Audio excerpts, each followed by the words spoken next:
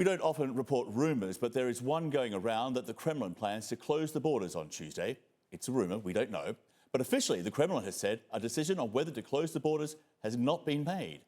CNN's Nick Robertson reports on the other great Russian mobilisation, a rush for the exits. At Russia's borders, Vladimir Putin's comeuppance, the lifeblood of his war in Ukraine, military-age men fleeing fears of conscription. Record numbers crossing into neighbouring Finland. Basically, the Russian inflow of people, it has now doubled in the course of the last 5 days or so. We are now already in the process of basically squeezing the inflow. Georgia, another border Russia's would-be recruits are racing for. Cars backed up for tens of miles and a 2-day wait. They don't need a visa, but even so, Russia slowing the exodus to a tiny trickle. Bribes paid to jump the line before a feared total exit ban rumoured for September 27th. In 3 hours, we jumped a 40-kilometre, 30-mile line. It's not a nice thing to do, but alas, the 27th scares me greatly, this military-age man says, adding, the border guard called me a deserter. But not everyone fleeing. In Siberia, recruitment resentment took a violent turn. At close range, a man shooting a recruitment officer. Other would-be recruits scatter, run screaming from the room. The officer wounded, taken to hospital. In Dagestan, a mostly Muslim region of Russia, police fired over protesters' heads. Others wrestled to the ground. Anger particularly strong here, as many residents feel recruitment falls too heavily on their community. Putin's fabled ability to read Russia's mood appears to be fading, his own officials admitting mistakes were made. The chairwoman of the Federation Council of the Russian Federation saying officials overstepped.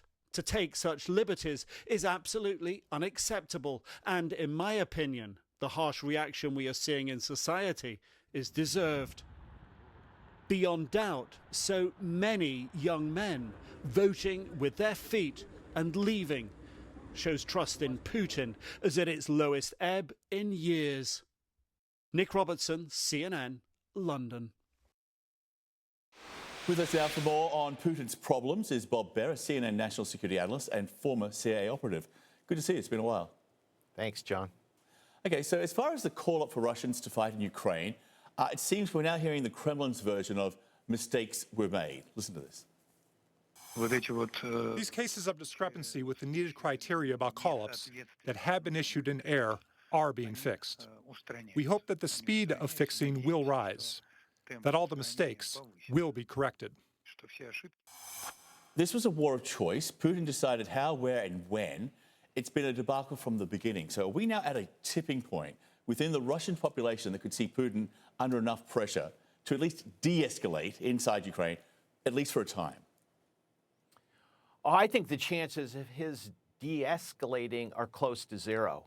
I mean, he simply cannot give up so much ground and be seen to be losing and continue as a leader of Russia. He's a strong man. He's portrayed himself that for the last 20 years. He doesn't give in to dissent. He's cornered. He is completely cornered, and like a shark, he's got to move forward. I just do not see him coming to the negotiating table, agreeing to leave Donbass or Luhansk or whatever. I just do not see it happening. I mean, he's continually resorted to more force, to more force, to more force. He continues to bomb Ukrainian cities. He continues to grab people. He continues to hold on to grounds. And I don't see him caving in at all. Well, the biggest fear now is this threat that he made about going nuclear. Moscow and Washington at least have open lines of communication on that. Again, here's the Kremlin spokesman. The dialogue channels are active, but contact is rather sporadic in nature. At least they allow us to convey urgent notes about each other's positions. And the US State Department believes the threat of using nuclear weapons is a sign that Putin is losing and that the threat is meant to be intimidation. Here's Ned Price. These actions from President Putin signal very clearly that he knows he is losing. He's on his back heels, and he's making every attempt to intimidate those who would stand up to him. He may be losing, and he is, and this could be intimidation, but so far everyone who says Putin wouldn't be crazy enough to do X have been wrong, because he does. John, the chances of his using nuclear weapons, at least tactical nuclear weapons, is going up by the day. The Russians that I keep in touch with in Russia are convinced he's going to go nuclear. I don't know how well connected they are, but this threat, it was a threat initially, but the more trouble he's in, the more likely he's going to use nuclear weapons. And I wouldn't be surprised if he didn't actually use attack against the Ukrainian forces. If he decided to go down that road, is there a chain of command around him which can act as a circuit breaker so that it doesn't happen? There is a chain of command. He's got to go to the military to launch. They may, in fact, refuse to do so, but we don't know that. We do not know what the key military leaders think about this conflict. They certainly aren't talking amongst each other. It's not something we can pick up on intercepts. And ultimately, they may refuse to launch weapons. And in that case, it's effectively a coup d'etat, and he's out of power. This is part of the overall problem that Putin's facing with the country in the terms of where it is right now under his leadership.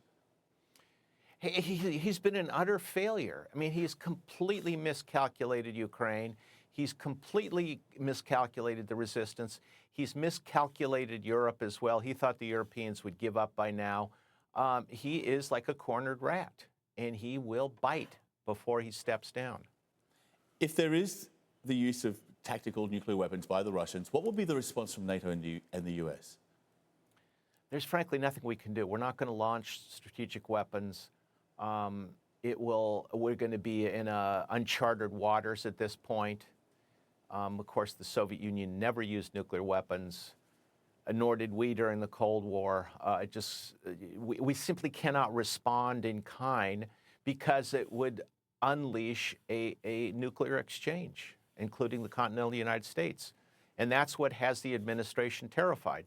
Because the administration keeps bringing up nuclear weapons, it is seriously assessing the situation that he could turn to them. Bob, thank you for being with us. Appreciate it. Bob Baer. You.